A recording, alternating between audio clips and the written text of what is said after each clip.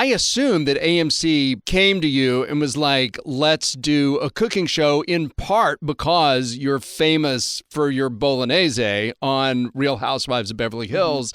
And they thought, well, let's have him cook other things.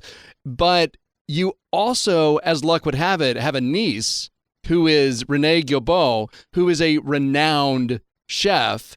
And so was it your idea to pull her into this and make things with her?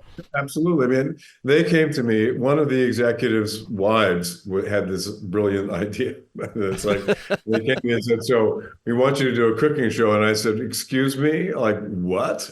Where does this come from? And it did. It came from the fact that they asked me to cook lunch for those girls on the show, and they said, "Well, you'll get a caterer, right?" But I'm a real cheapskate. And I said, "No, I will cook food for them. I'm gonna, instead of spending $1,000, I'll spend $100, and I'll make a great meal." And I made the Bolognese, and they really liked it. I mean, Garcelle Bouvet loved it. So, and then there came a whole thing.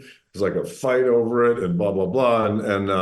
And pretty soon, everywhere I go, people say, "Hey, I love your wife, and how can I get your Bolognese?" So I decided I had to come out with him. So when AMC asked me to do the show, I said, well, okay, that's really crazy, but I will do it under one condition, and that is if I call my niece Renee and she says she'll do it with me, then I'll only do it with her. Julia was reminding me of the fight over your Bolognese on Real Housewives. And who was it that wasn't appreciative? Because as Harry sort of mentioned, has this beautiful lunch. It's like this montage of all of the women swooning over like what truly looks like delicious Bolognese. And then Garcelle gets to take some home. And then Lisa Rinna felt, or at least the way it appears, is like didn't get a proper apology via text message for said Bolognese. And it like spirals into a full fight. And are you sitting back at home just being like, this is insane, and yet it's your life now? Well, I mean, no, that was such a convoluted thing because somebody had said that we hadn't thanked somebody because we went to the Elton John concert. Right. And we hadn't thanked them for the tickets, but in fact, they didn't get us the tickets for that.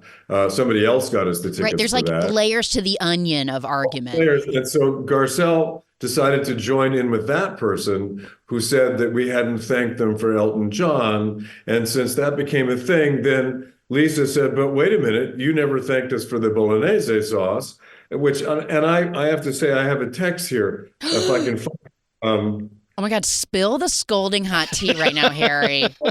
Okay, so I wrote a text to Garcelle, and she said something. She apologized for taking so long to send a note, but hopefully you received this in good spirits.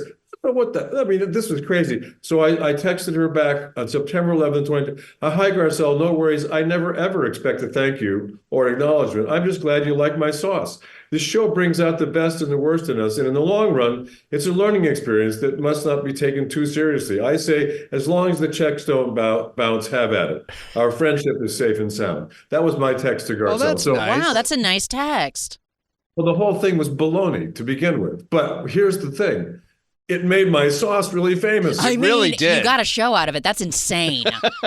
Not only did I get a show out of it, but I got sauce out of it because the sauce is coming out. It just came off the assembly line 3 days ago.